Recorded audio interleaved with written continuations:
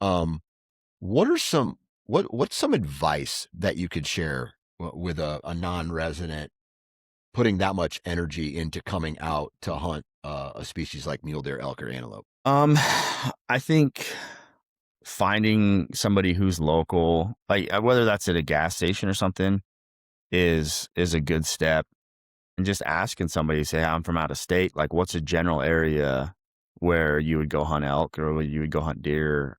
And, and you might get somebody who says, "Oh, like I don't give up my spots or whatever." But I think that most people generally would be like, "Oh, there's a bunch of deer on this mountain," right? Maybe it's a spot they're not going to hunt, but they don't mind sharing a little bit of general information.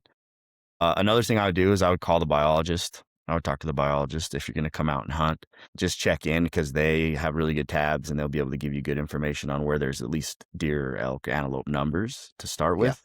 And you can really cut a lot of your scouting down by just getting to a place where at least there's animals. Because Utah is a tricky spot, like especially the desert. I mean, you can have giant sections of ground where there's nothing. Like there's no deer, there's no elk, there's no antelope. And so if you can at least eliminate and narrow down to like a higher probability area, you're going to be, Yeah. And a biologist would be able to help provide that information, you think? yeah, definitely. Yeah. Yeah. If you find the biologist that's overseeing the unit you're going to hunt and just say, "Hey, where Hmm. should I start?" I Yeah. know my buddy's the biologist for this unit. He lives right next door to me. And I know he gets calls all the time from non-residents and he'll just say, "Yeah, go, to try this mountain range, try this point, maybe glass from here." Yeah, absolutely. Okay. Um, what about websites? Like I know a lot of guys who go on websites. What's that one? Rock, Rock slide. Rock Slide. Yeah, Rock Slide. That's one of them. Obviously there's Go Hunt, all these other where there's forums and people talk about that stuff.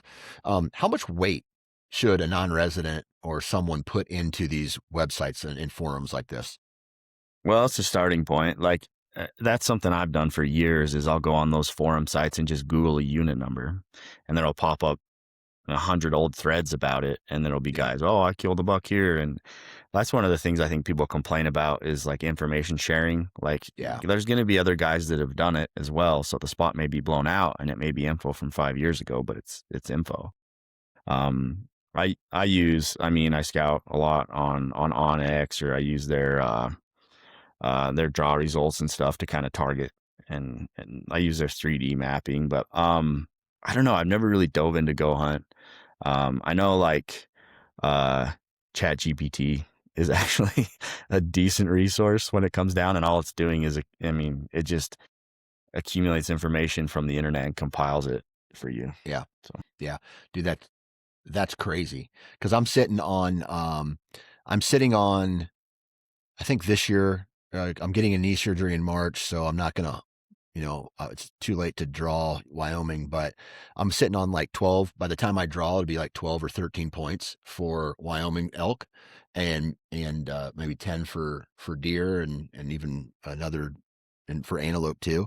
And so I'm gonna go to GPT, and I'm gonna be like, all right, here's what I have. What is the best? What would be the best thing to do, and just kind of see what it says, and pull where it pulls information from. yeah, definitely. And I would cross reference it from the other places you can find that information that may be deemed more credible. Yeah. But I think that I don't know.